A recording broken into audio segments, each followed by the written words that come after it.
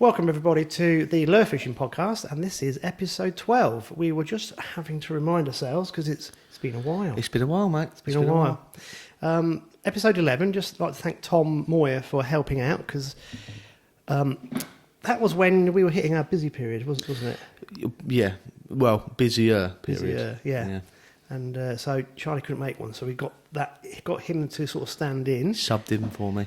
And then other stuff happened. Yeah. So I think we'll touch on it briefly. Yeah. So everyone is aware, and it links into something that we want to talk about as well. So you had an injury. I had an injury. I have got an existing injury to my knee that I done when I was very, very young, playing rugby. And every so often, periodically, my knee just pops out. And it is horrendously painful. It swells up something chronic, and I know for at least a week I'm off my feet, usually. So I was standing in a boat at Hanningfield, literally just standing still, and my knee went ping, and I felt it pop out. I fell backwards, thankfully, into the back of the boat and not into the water. And I think as I hit the boat deck, I popped the knee back into place. Yeah. I was... You know, if you hurt yourself so bad that you know you can't even react to anything at the time, I just had to sit in the back of the boat with my eyes closed and just get myself through that initial bit of pain, and then I can deal with the situation and work out how the hell I'm going to get out of the boat. And you get the sweats, don't you? And just that sick feeling. Yeah, so I was sort of composed myself. I was feeling around in my pocket trying to find my phone to call one of the other guys I work with to come and give me a hand out because I knew I had no chance of walking. And I sort of dragged myself up so I could sort of poke my head out over the boat. And as I did that, thankfully, one of the guys had obviously been made aware of me falling over, and he'd come down and he'd give me a hand up. But that meant I was not driving anywhere for a good while. In fact, I think I'm nearly 3 weeks on now, and my knee is still swollen. So I'm gonna have to, I think I put off going to see anyone about it, but I think I'm going to have to go and see someone because I think I've got fluid on it and I might need draining. Have you had any operations? No, never had any operations. It's just an injury where it's just weakened whatever the bit of it that keeps your knee together is. And sorry.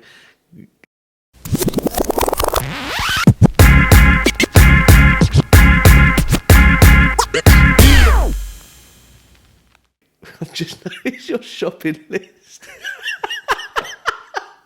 We can't possibly say that.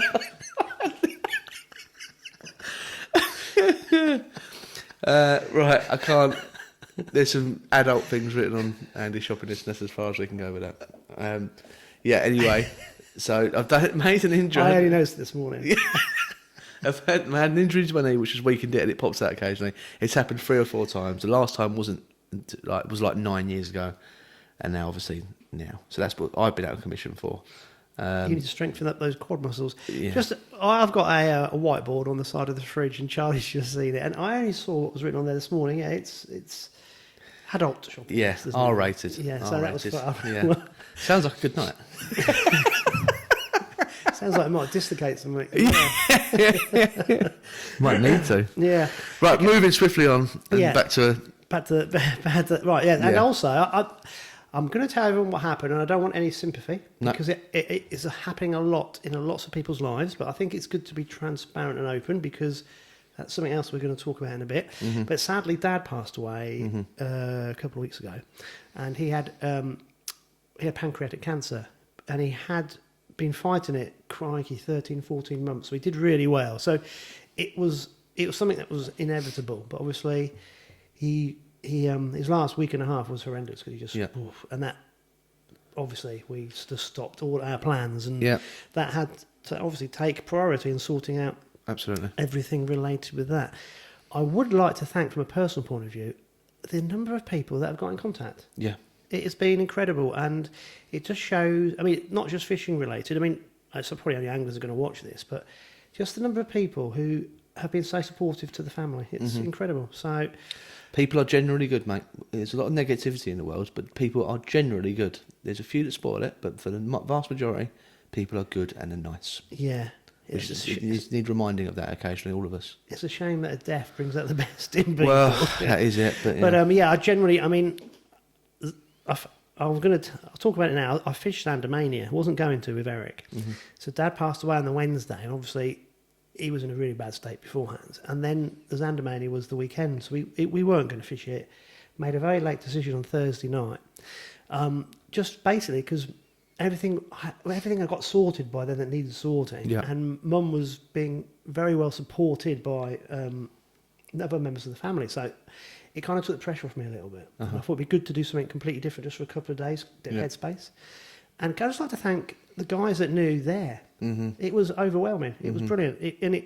It reconfirmed what you just said. There's a lot of lovely people in the world. Absolutely, so I had a lot of support from lots of different people, and you know who you are because we spoke about it, and it made such a massive difference. Yeah, I mean, it just made you reevaluate lots of things. And even aside, I've had, I don't know about, we've even spoken about this, but I've had quite a few messages from people who listen to this podcast who have messaged me going, guys, is everyone okay? Because I know we haven't had any for a couple of weeks. Just checking in. No pressure to make more, but just making sure everyone's okay. People I've never met in real life, only spoken to through social media, who are concerned for us and about what was going on. I think that's lovely, Well, this all links into what we're going to talk about because I think also, and I would put myself in this bracket definitely, is we get so wrapped up in what we're doing, we don't a lot of the time think about other people. Absolutely. Even though we like to think we do, we don't. And I think if we can just take a minute each day just to contact somebody who's in our thoughts, I think it'd be a fantastic thing to do. Totally agree. I'm going to give one more example. As I've mentioned, I was a school teacher for a long time. I've had several pupils who I taught who must be now in their mid-late 30s contact me and just say, how are things? Yeah. And I just think that's incredible. Brilliant. Yeah, these connections you make in life, they're lifetime connections. I have seen them like a couple of years ago. Yeah. I mean, 3 or 4 years ago, and we always have a chat. But they've actually taken the time out, and it's that type of thing. It changes your whole outlook for the day. Absolutely. And you kind of go, wow.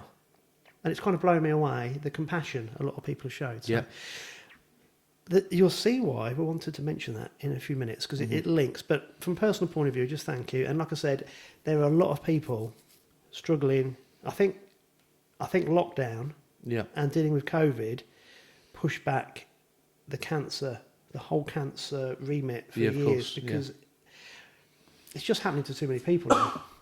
But it's just one of those things that happen in life. So like I said, I'm not looking for any sympathy. It's just a reality of what happened. And I think if we're transparent and honest on here, it might help. If it helps one person, it's worth doing. Absolutely. So obviously during this time frame, we were sending out the lure prizes as well. Yeah. So they went out late because obviously I was dealing with that, and it was 285th on my list of things to do. Of course. Yeah. But I sent 2 of the parcels off, and I know one of them has arrived. The third parcel you're going to take for Brian Holland, So Brian, yours is sitting over there. Yeah. But I'm not going to post it because of the cost of postage, the price of postage. And Brian did suggest we pass it to Wayne, who might be able to pass it on to him. So we'll do that. And this last pack, this is why I've got them sat here, are for a chap called Brian Powell. Yeah. Brian, we haven't got your address, buddy. So if you can contact us with your address, then we'll post them off. Or if anyone knows Brian, give him a poke. Tell him to get in contact with us, and then we can go from there. Yeah, that'd be perfect. Yeah, that'd be really good. So that's that. Right. You caught up with all the news? I think so. Yeah, the announcements we need to make. I have no idea. Yeah, I've got a pad of paper here. No, I think we're there. I think we all caught up. Have you been fishing much? I've been a bit, yeah. Not much lure fishing. The odd bit of trout fishing after work. For all my sins, I've been back on my eel fishing. I know it's not for everyone, but I absolutely adore it. It's probably my favourite part of my year's fishing is my eel fishing. It's usually quite short-lived for me because I get distracted with other things. It usually coincides with the river season and everything else. But I've had a few sessions. I had a blank session on a big reservoir that had nothing. Then I had a guided session with a guy who won it it was a charity auction last year for a young girl who wasn't very well, and I donated a day or a night's eel fishing, and I had this guy come who had never fished for eels before, and within 45 minutes of actually fishing, he caught the eel of 10 lifetimes, which was an £8 one. which is just an incredible fish. I was blown away, and it reignited my love for eel fishing. I went again a couple of weeks later, and personally had a 5 pound 8, which is still a massive eel. So yeah, that's been my fishing. I'm my eel fishing head is well and truly on at the moment. That's good. I think it's good to do different things as well. Yeah, it's nice to vary. Yeah. It's been me since forever. I hyper focus on something for a little while, and then hyper focus on the next thing, and move on and move on and move on. And I envy these people who can go, all right, this whole year I'm only going to fish for this, because I'm sure the results they get are better, but I can't do it. I need to have change. I need to have variety. I need to be moving and jumping around. I need to freshen up the scenery, not only as in physically where I'm fishing, but in here, to go, right, I've overthought this thing for too long now. I need to do something else and you transfer it. skills as well. Yeah, absolutely. Knowledge. Yeah. You see, this is where I despair a little bit, because you're talking about tapping into the seasons. Mm-hmm. Yeah. So I think to be a true angler, you have to have that ability to tap into the seasons, because it's not all about lure fishing all year round. I mean, that's just nonsense. Yeah. I think the thing to do is be able to have to dip in, and certain, you might have 4 or 5 years of focusing on one aspect. Yeah. 4 or 5, but also you need to understand that angling and fish are seasonal. So I saw a post today of someone who's caught a 30 pound pike. Well, it's the end of June. Yeah. What the bloody hell are you doing? Yeah. Yeah.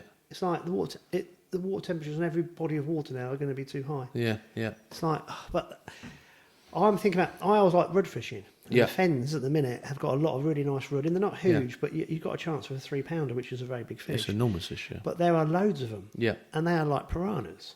Now, it's probably from June the 16th until end of July is the best time, because these fish, they just like the hot weather. Yeah. And you can see them sunbathing. Well, not sunbathing, but basket. No, not. I know what you mean. Just under the surface of the water somewhere.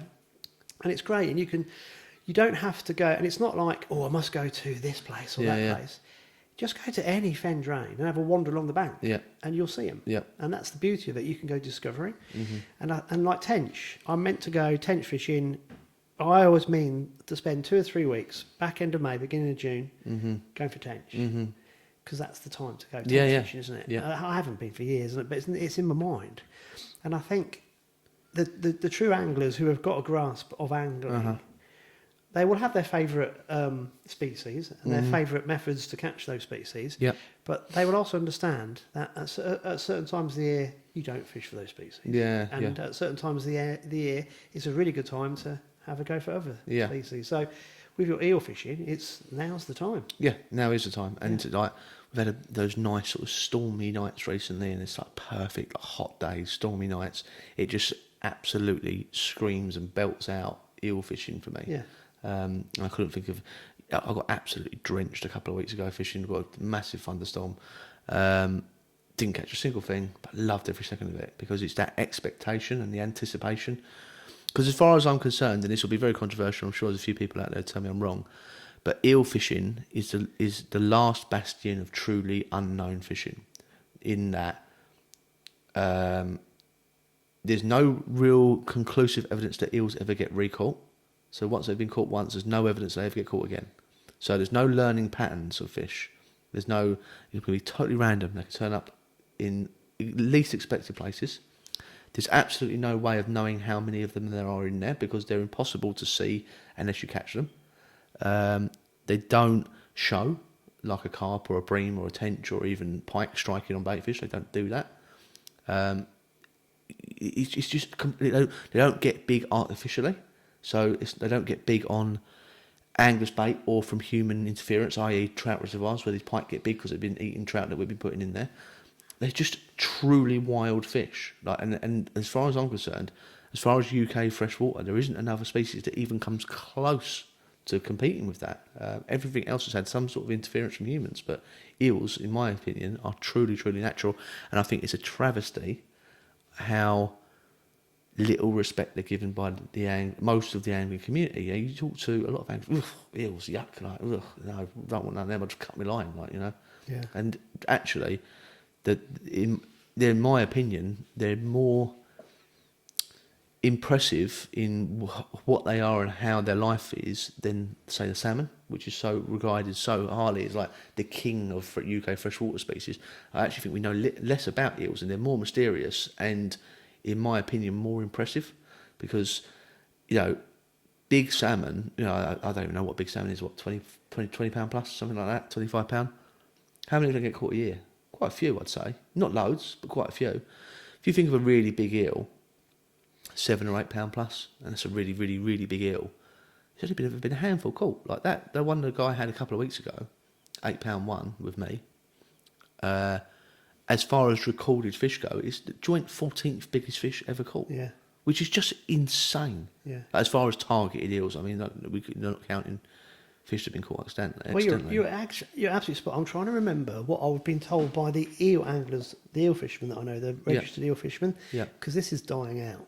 Yeah. I know 2 registered eel fishermen, and one of them, well, they're both well into their 60s. Mm-hmm. And I know the commercial, do you mean? Commercial, yeah.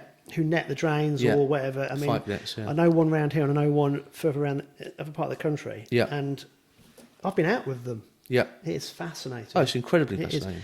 But the life cycle of the eel is fascinating as well. I mean, I'm going to get this wrong. Mm-hmm. Am I right in thinking they spawn in the Sargasso? As far as we believe. Yeah. So we know they go that way. We know we've found glass eels or elvers very near there. So we believe so. But there's actually never been actual physical proof of that. There's been no documentation of eel spawning. Up until not that long ago, we couldn't prove that there was ever such thing as a male eel. Or, as far as we could tell, all eels were female. And from what we can tell, they actually go through a sex change. Like frogs do. Yeah. Certain amphibians can't they? As far as we know, they're all female until they get to where they're going, and they sort of balance out, and some of them become male, and then they start spawning. This is all speculation because nobody actually knows. Wow. We know what salmon do. We know where they go. We know how they spawn. When they come back, we can go right. Salmon will be back in the rivers at this. Eels go whenever they please. We actually, very, very sadly, so this week at Hanningfield, we found an eel dead on the surface.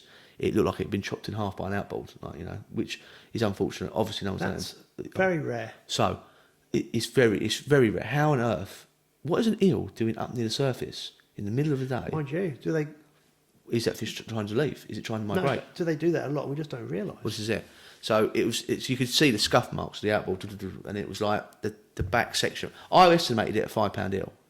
It was very long. The back section of it was cut off pretty much, hanging on by a bit of skin.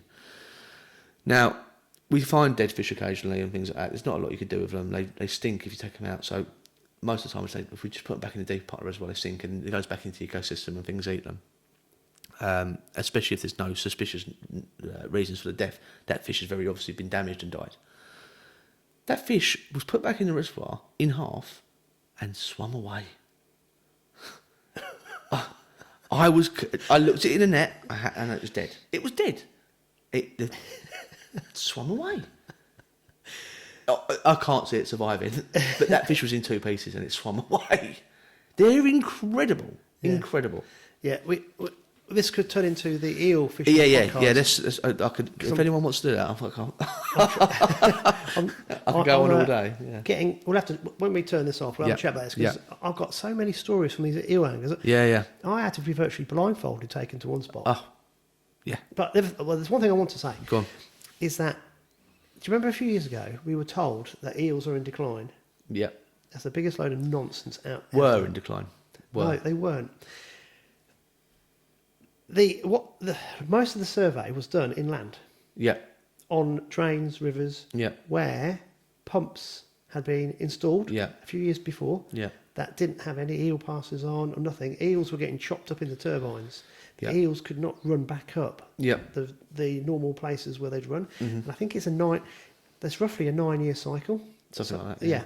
So if you think about these pumps were put in the early 2000s, or come 2009, they've stopped everything running back up. Yeah. So when this survey was done, they did the surveys on a lot of inland waters. The eel population stuck in the estuaries trying to get back up was biblical. Yeah. And I know this because I've seen it firsthand. Yeah. And Yeah. I was told it, then I saw it, and I thought, and these eel anglers, the commercial eel anglers were having the best results ever during Really? the so-called decline, because the scientists were taking their surveys samples at the wrong on places. landlocked waters where the eels couldn't run back up because they'd been decimated from. So, working for Hanningfield, obviously Hanningfield for me is primarily a fishing venue, but actually it's a drinking water reservoir. So we get to learn a little bit about that sort of part of the company, I guess. I can't remember which site it was, because we're connected to a few other sites within the business. I can't remember if it was Hanningfield or it might have been Abberton, because we're all sort of part of the same thing. But where they draw off water, it goes through this great big pump house, and they was having to empty they got a cage basically that filters anything that comes through before the water goes through. They was having to empty it twice a day for the volume of eels that were getting pulled from the reservoir into the pumps. I know in years gone by, there used to be commercial eel anglers on both Abberton and Hanningfield. They don't have it anymore. But yeah, the pure volume of eels in that reservoir was stopping the water flowing, which is just incredible. Yeah, incredible. You are right. They are fascinating species. I could go on forever about them, and it's no secret that they're my favourite fish species. So. Have you ever targeted them on lures? I'd love to. I'd love to have somewhere where I knew there was. It's just a thing, because we don't know how many of them are, and you'd need a lot of them to viably target them. I do know someone that did. Was it last year, maybe a year before? I think he'll correct me if I'm wrong. I'm sure he listened to this. Mark Lindsay. He was catching them from a river, sight fishing them and catching them on small shads and things like that. Wow. Yeah. I'm sure it was well. He'll correct me if I'm wrong. Mark, if you're listening, please drop me a message and correct me if I'm wrong. But I'm pretty sure he was catching them from a river, sight fishing them and targeting them. Because that would be a really cool captures, wouldn't it? It would be. If you were targeting eels on lures. If you was to viably target a big eel, a £3 plus on a lure would be an absolute wet dream for me. Which is probably an absolute nightmare for everyone else. Yeah, I'm not keen on them, but I've caught the other one total bycatch and flukes when I've been using little Xander live bait, dead baits, whatever, you pick them up then. But wow, yeah. So have you, aside from my eel fishing, have you done any fishing? No. Xander mainly, but that was what it was. And actually, Lake Challenge a couple of weeks before I was in that, but that was a disaster because my boat partner had a family emergency. I couldn't make it, and so 6 days before I was trying to scramble around to find a partner. Nina, bless her, came out on the boat on the first day, and I thought I can't put her through that again the second day, so I just jacked it in.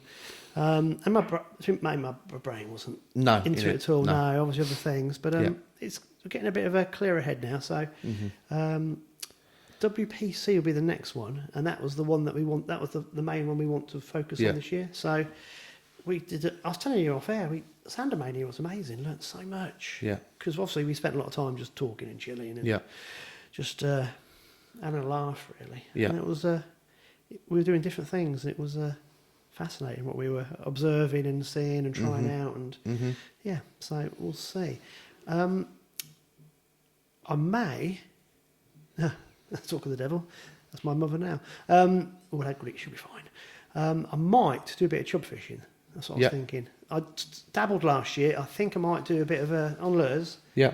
So I might do that for the next couple of months and just solely do it. Yeah. Because I've never done it before. Properly. No. And I enjoyed it last year, and it is good fun. I don't get enough chance to do it anymore, but it's good fun. The nice thing about it, you haven't got to spend all day on it. Just about to say 3 or 4 hours in the morning or an evening, and that will do. And it gets me out a bit of exercise, and I think that's what I'm going to do. I haven't made any firm plans yet, but that is what I'm going to do. Right. Let's get on to the theme of this podcast, because we've rambled. And I think one of the things that we would like to talk about is mental health and well-being. Yep. Hence, you can see about what I was talking about earlier, and thanking all the people that have been very supportive. Fishing should be a pastime that people use, I feel, to get away from the stresses of daily life. Totally. Because the environment you go into, you haven't got to catch to really enjoy the day.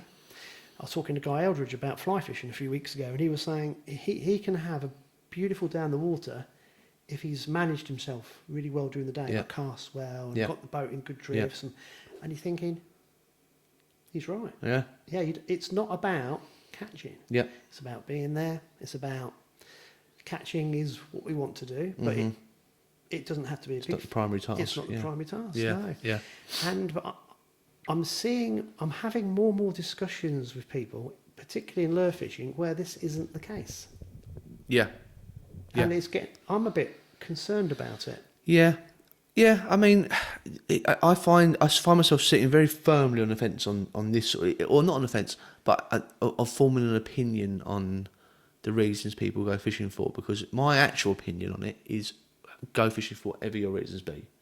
For me, luckily, touch wood, I've never really had the awful experience of suffering with mental health issues, in depression and things like that. I know people that have. I know how debilitating it is.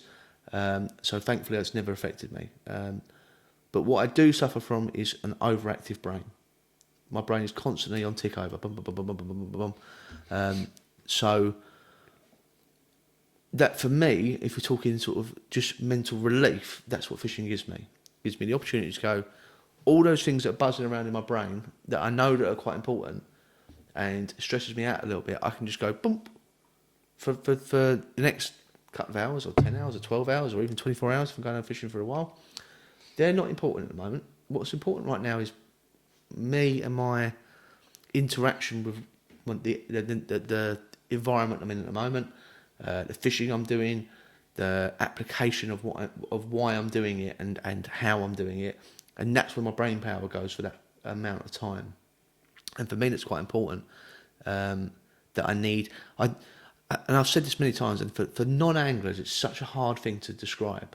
But I genuinely get itchy if I don't go fishing. Yeah. Fishing, my skin itches. I feel like a bit like uncomfortable in my seat. I feel like I need to do something to go fishing and sort of just get that little bit of release. I feel like a drug addict. Do you know what I mean? I need that little hit of something to just. But you see, I'm going to disagree with what you said earlier. I'll tell you why. Because I don't think you've quite realised this. Go on. I think you're picking up cues of seasons. Yeah. I think it's only the last 50 or so years. Yep. Oh, God. Your phone's ringing. Yeah. She's going to the dentist. Yeah. It's my mother's phoning. Right. So I'll phone her back at the end of this one. She'll be fine. She's going to the dentist. We haven't got to panic. Right. I'm a great believer in that as human beings, we've kind of elevated ourselves into these super beings very quickly. And we're not. We are animals at the end of the day. Yep. And some of us are slightly more intelligent than monkeys, and some of us sadly aren't. Yep. But that's where we are. Yep. And I still think you're tapping into your hunter-gatherer instinct. Yeah, very possibly. Because when the seasons change, and I think people will understand what I'm saying, you get that urge to do things. Yeah, yeah. You have to get out. Yeah. So I know, and I'm not going to be male, female here, but some women I have known used to get very frustrated that I go fishing. Yeah. Because they didn't understand it. Yeah. And it was a case of I have to go. Yeah. But it's cold. Yeah, but I just want to get out. So I need to be free. Yeah. And I think that's your itchy skin feeling. It's got to be that. Yeah, probably. You have this pull into the environment. Yeah, very likely. So that's why I disagree. I think if you're a true angler, you feel that. Yeah. And it doesn't matter what you... Do you want to pause? Yeah, hold on. Pause. Pause. I'll give you bell back in half an hour. Bye-bye. Bye-bye. Bye. Bless her. Bless her, yeah. But she normally wouldn't bother. I'm picking up from the dentist, but the dentists are cancelled, so right. Bless her. But that's... Yeah, I just think that most anglers, whether they be male or female, so ladies watching this, I do apologise, but that was my only example I could give. Yeah. People not understanding that there's this pull. Yeah. And I think it's the same with other sports. Yeah, very possibly. Yeah. So surfers, I don't know why surfers came to my head. People who go, I mean, camping's a big thing at the minute. Yeah. And I think it's people getting back to nature and 100%. Finding themselves. Do you know the one that always shocks me is the wild swimmers. Well, that's just a bit daft. Yeah, but I can give you a story. I might have even spoken about this before in here. About 9 or 10 years ago, my main thing in fishing was sea fishing. I was really into it. Living in Southend, we have the Thames Estuary on our doorstep, so I used to do a lot of like night and evening sessions fishing for flounder, which for most people sounds dull as anything. And it would be in like January, February when it was freezing bloody cold. Biting wind, often in the snow. You'd be For flounders. for flounder, be wrapped up in 10 layers. I've got like thermals, 2 sets of jogging bottoms, like a thermal flotation suit on top, and then I've got like the Coleman gas lamp. Do you know what I mean? But hand but it it's like the that. sound of it, and the That smell. click. Yeah. But the smell, the paraffin. Yeah. That's I'm And the sound of the waves on the shingle. all hovering around this thing, like 3 or 4 of us that would go fishing. And I remember this one particular night. It must have been either very late December or very early January, because it was our Christmas meet up. We always used to do it every year. We'd meet up and have a little flounder bash for our Christmas meet up. Me and a few mates. And when the flounder fishing was good, it's not anymore. But it's one particular night I remember absolutely vividly. High tide was midnight, right? So it was as pitch black as you can get. Snow in December, January. Now I'm sitting there, I'm watching my rod tips, and obviously when you're outside for a certain amount of time, your eyes start adjusting. So I'm not got a headlamp or anything. Your eyes start adjusting. You start seeing things you couldn't see an hour ago. I was like, I think there's a seal like about 20 yards out, just bobbing around. I was like, it might go through my lines if it's not careful. Generally, seals are pretty good at avoiding them. And I thought, it doesn't actually look like a seal. Like, it just looks like a something in the water. So, headlamp comes on, point in the water. Someone's swimming at midnight in December or January, whenever it was, in the snow, in the sea. It must have been Baltic, right? So they've swum past us and come up the beach. This guy must have been in his late 70s, early 80s, in just Speedos, right? Just as budgie smugglers. And a swim cap. He comes out the beach, he wanders up the steps, up to his car, drives himself off, puts some clothes on and drives off. I thought, I'd have died from hypothermia. But he was obviously doing it so regular that his body had adjusted to it. But could you imagine that first step into January Thames Have Estuary? you seen Men in Black when they talk about Ballchinians? Yeah. His balls must have been up there Yeah, somewhere. absolutely. Mate, we have some ladies that swim in the 20 foot in the winter. Yep. Because Madness. they have their marker poles, and sometimes we think they're deadline poles. Oh, right, So let's contact them and say, I've been swimming. Yeah. But to be fair, that's great, isn't it? But not then. Yeah. That's just mad. Yeah. I mean, horses for courses. That's what floats your boat, but not for me. Thank you very much. No. I was.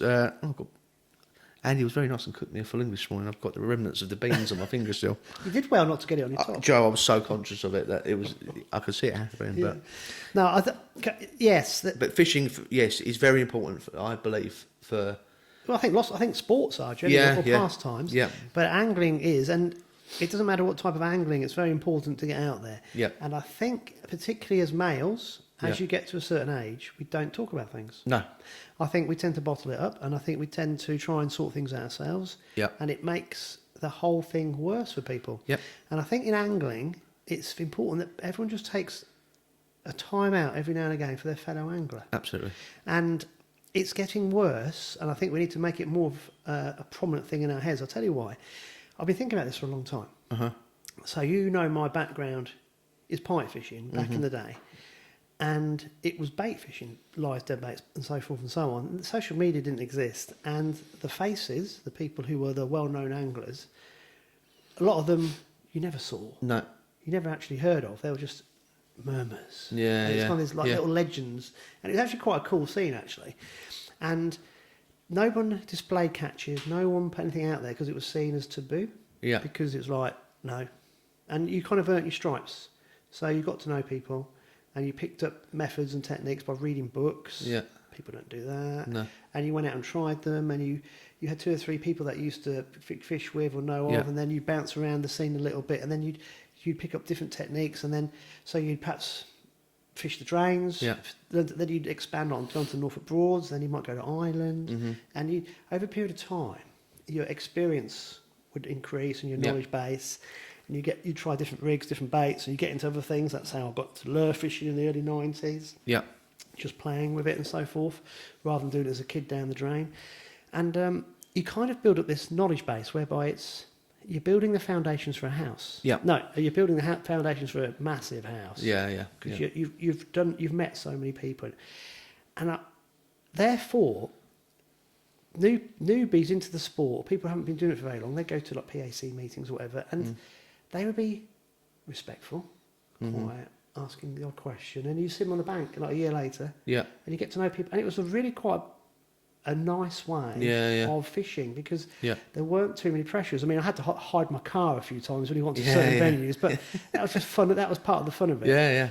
You fast forward to the last 3 or 4 years and now, and it just seems, particularly in lure fishing, it's crazy. And what I mean by that is, it means everybody seems to be, look at me. Yeah. You're thinking, oh, you've caught a fish, well done. Yeah. But then off that, they're then now the expert in that fish or that technique or that lure or that water, and you just look at it going, there's no kind of there's a lack of respect for the sport, in my opinion. There's all this pressure for people to whack everything on social media and proclaim they are the expert in this. I have known some of the best pike. Dennis Moles is redeemed as one of the best trained pike anglers ever. He's not an expert. No, he's bloody awesome. Yeah, but no one's an expert, and no one's better than him, in my opinion. I think it gives a false representation of what angling is to some people as well. If you say it's I've been doing it 5 minutes and this is the results to get. Some people can get those results very quickly, more through luck than anything else, or through piggybacking off of other things. Other people. I don't think they can, mate. I was told so let's talk about pike. If someone's a good pike angler, you don't ask them what their biggest pike is. No. You might ask them what their 10th, 20th, or even 30th biggest pike is. Yeah. And you could say it's all that sea fishing stuff that you've done. Yeah. You know what I'm talking about. Yeah. It's like people have just, social media has given everyone a platform to go from nothing to absolutely proclaiming they're owning the world without anything in between. Yeah. Now, the reason I mention that is because I think it then has a knock-on effect. That's what I was going to say. To lots of other people watching, particularly people wanting to get into different aspects of the sport, because then they follow suit. Yeah, because they think that's the thing to do. Therefore, they don't go fishing to relax. They go fishing because I've got to catch something. Yeah. So I know a few people, and I'll say, just chill out. They go, no, I've got to catch. Why? Well, I work 5 days a week. It's the only day of the week I've got anything.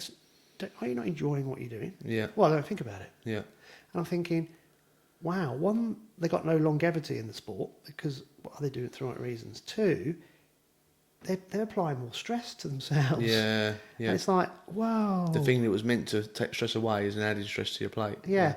And added to that are the brands and the companies wanting these, I suppose we use the word influencers because they're not anglers. And they're then giving them crappy deals from X, Y, and Z, which is kind of like increasing the pot. And I'm looking at it going, this is unhealthy. This is actually a breeding ground for manipulation, for unethical things to happen. Yeah. And it's not actually helping the sport. And actually, the most important things in life that we should be looking at, which is actually enjoying the sport, really looking after the environment, looking after ourselves, and actually helping each other. Yeah. And I just look at this guy. So when I look back to Zandamania, big competition, a lot of the guys there, beautiful. Yeah. And you think, well, actually, there's a lot of great feeling amongst our fellow anglers. Yeah. But if you don't tap into the right aspect of it, you can get a very skewed opinion of what's going on. Yeah. And so I just think that it's great. I think it's good. I think you're a strong person if you can tell somebody you're struggling. Yeah. Oh, 100%. Yeah. And I think you're a very strong person if you can ask a friend for help. Yeah. But I think you're an equally strong person if you can notice this and offer help. Yeah. And I think it's good because mental health and well-being is getting more and more of an awareness in this country. Yeah. But I know from personal experience, it's awful. I mean, I'll go into one last bit. Again, I don't want any sympathy, but the reason I don't teach now is I saved a child's life in a lesson just over 2 years ago. Yeah. Had a massive effect on me because that child was dying in my arms. I thought she was dead. Yeah. And to this day, I don't know how I did what I did. Yeah. It was more luck than any first aid but she survived. Yeah. Now, that's had a really negative effect on me, but it should have been positive. Yeah. And that was more to do with the aftermath and the lack of support, not support, what other people didn't do. Yeah, yeah. Yeah, and it's like everything was on my shoulders. Yeah, yeah. And it was so I've actually seen it beforehand, having, and now going through PTSD, I'm going, wow, didn't realise how it can deflate you over nothing. Like going shopping today, I got stressed out. Yeah. Over going to Tesco's? Yeah. I couldn't find the sausages. Yeah. Crazy. So I had to Recenter. reset. Yeah. Right, come on, Andy, you can go and find sausages. Yeah. So, and my examples are very mild. Yeah.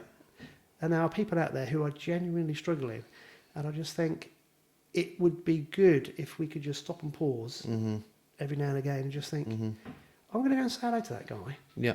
And just see if he's okay. Or that lady on the bank who's fishing, don't patronise and go, oh, you're right, love. I'm going to actually talk to her about fishing. Yeah. Yeah. And I just think, I'm sure most people do this, but I think we're all guilty at times that we get wrapped up in, got to catch. That we don't actually take a backward step and realise why we're doing it. Yeah. Again, there's the mental health side of things, but actually, angling itself has been proven to be fantastic therapy for physical ailments as well. Like, you know, so it's a friend of mine, a really good friend of mine. He won't mind me mentioning his name, called Barry Fisher. And a good few years ago, he had quite a bad accident and ended up with quite a bad head injury. Virtually lost all his memory, so he had to relearn to talk, relearn to walk, everything. The first thing he started doing post sort of gaining function again was fishing, you know, and he gives so much credit to angling to keeping his, because he still suffers with memory issues now and like being able to concentrate on anything for too long because of the brain injuries. He suffers fatigue, all these sort of things because of the accident he had, and he attributes so much of his therapy and his recovery to angling and the way it helped him retrain his brain, you know, remembering how to tie a knot or remembering how to do this particular task in fishing helped his brain start relearning things and it helped him heal. So there's a hell of a lot to be said for angling as a recovery tool, both for physical things and mental health issues. Like, I think it's such an undervalued thing. And I think I saw recently, last year, maybe the year before, that they've actually started prescribing angling on the NHS for people with certain mental health ailments to help them in their recovery, you know, and help them. I think it was mainly aimed at vets, you know, people who've suffered PTSD and the like in the military, you know, that helps them.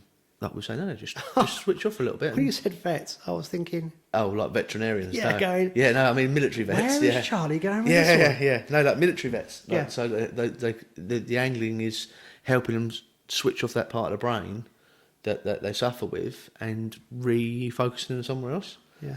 I think it's brilliant. I think it really should be championed more, I think it should more be. than it is. Yeah. You know? I think we should talk about it as well. That's the thing that I'm learning, is that when I was a kid, and into teenage, you didn't talk about anything. No. And it was like you were seen as a wuss. Yeah. Or poof. Yeah. Or something. Scooched. Yeah, but that's the terms that are used about it. Yeah. I think actually, as you go through life, hopefully you learn a little bit. And actually, it's like, wow, there are so many things that can affect you throughout your life. Mm-hmm. And I think it's been clinically proven, men in particular, as they get into middle age, are crap at talking about things. Yeah. Absolutely awful. Yeah. Now, I'm not asking everyone out there to start opening up their heart and telling everybody everything. No. But what I'm saying to people is, be the person that actually goes and asks. Yeah. Because it's easy to be the person offering help. Yeah. And those messages I got from those ex-students and people I hadn't seen for years, Meant the was world. mind-blowing. Yeah. It was like, crikey. Yeah. I think angling is the one aspect of life that is mainly undertaken by non-confrontational people who are generally really nice and have a very kind heart and very calm. Yeah. And I just think we've got to be careful, particularly in lure fishing. We're not losing sight of where we're going with it. I think the thing is, lure fishing in this country is such a small thing. Yeah. And it's very easy to try and promote yourself to be a big fish in a small pond. Yeah. But don't lose sight of what you're trying to do. Yeah, absolutely. And don't lose sight of your fellow angler as well. Yeah. It's very, very important. Yeah, so something a bit different this week. Yeah, I think it's a good for us to step sideways a little bit, and this, it's an important issue, and I feel like it should be discussed. I'd be interested to hear other people's opinions. Maybe they've had first-hand experiences with something similar. Let us know. We'd love to hear the responses to that, because I'm sure lots of people like myself have friends or even themselves which angling has helped them recover mentally or physically and things like that. It'd be good to open that conversation, open that channel for people to start discussing it a bit more freely. And I think the tackle companies, Yeah, the shops and the brands, yeah, they've got a major part to play in this. Yep. And they could promote it, because that one last thing, when I look at America and Sweden, because obviously I've got contacts there, that's all I can use as an example. The whole scene is much healthier. Yeah. I think it's a lot bigger. Yeah, of course, yeah. And therefore, there isn't this kind of like, oh, I've got to do this X, Y, and Z. I think the scene here is still finding itself. Yeah. It's still settling. So it's like anything. It's like any sort of. I'll try and liken it to a natural event. So if there is a new thing happening, so like a volcano erupts, right? Initially, it's violent and everything's going on, and everyone's screaming, no one's what's going on. Eventually, it all settles down. Every little bit of rock and thing finds its place, and it settles, and it's there then, and it's in the right places where it's meant to be, and everything then starts working in unison again. And at the moment, I think we're still at that sort of eruption stage, like where everyone's sort of trying to be at the head of the race to get there first, and everyone's shooting forward and trying to find these different avenues, and eventually everything will settle. I think it's just, like you say, it's just nice to just remind everyone the important sides of fishing sometimes, isn't that? It isn't. No one's become a millionaire from being a superstar lure angler in the UK. It's not going to happen, so don't aim for it. Go for fishing. If you're competitive, brilliant. Go and try and win some competitions. If you want to improve your own angling, brilliant. Go and do it. But just check yourself occasionally and go, that's why I was fishing. That's why I was fishing. Not for recognition from other people, for myself. Yeah, and pure enjoyment of the sport. Exactly. Yeah, that's what it's there for. Yeah. Right, hair end of the sermon. Yeah. Did feel a bit like that today, didn't it? Well, it was something different, and it was something close to our hearts, wasn't it? So and topical. And topical, yeah. Yeah. Right, guys, so that's it. We're going to depart, and we will definitely be talking solely about lure fishing in episode 13. 13. Jesus. Yeah. Cheers, guys.